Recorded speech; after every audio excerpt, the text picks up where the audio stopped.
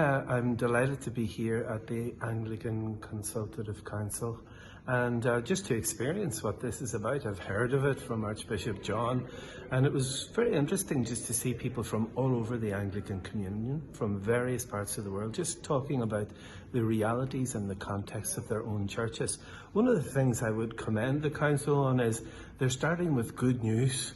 They've encouraged people to talk about what's alive, what's happening, what's nourishing in their local churches, which can contribute to the broader perspectives within the communion. I think sometimes in churches, we tend to go for the bad news, the things that aren't working or the structures that are no longer, apt for preaching the gospel.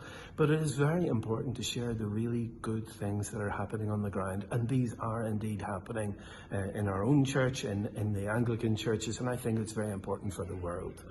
You also talked about the problems that persist in our own community of sectarianism, of hatred.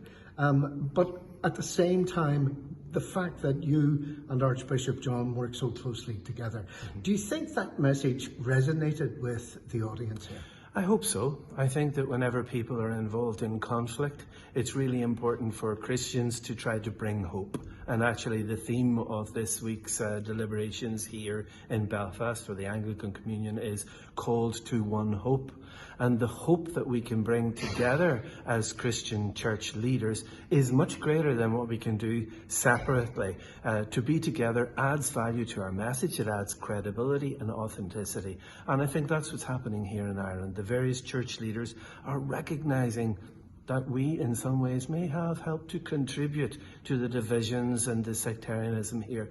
And now we realise we have a responsibility from the gospel to try to promote reconciliation and peace building. Turning to you, Archbishop John, how important was it to have your Catholic counterpart here and delivering a speech from the podium, from the stage? I mean, the Church of Ireland are the host church, and it would be a very incomplete picture if we didn't show how we worked across Christian traditions here in Ireland, and particularly so because it is here in Ireland, which would have a reputation to some degree around the world for a place that has been in conflict or was in conflict for a long time.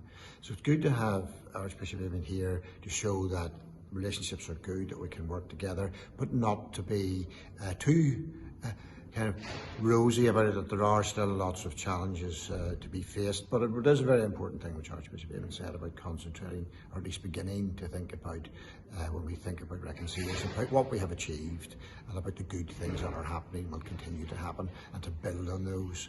And that, I hope, is what the intention of the conference organisers was as we go into the next phase of this.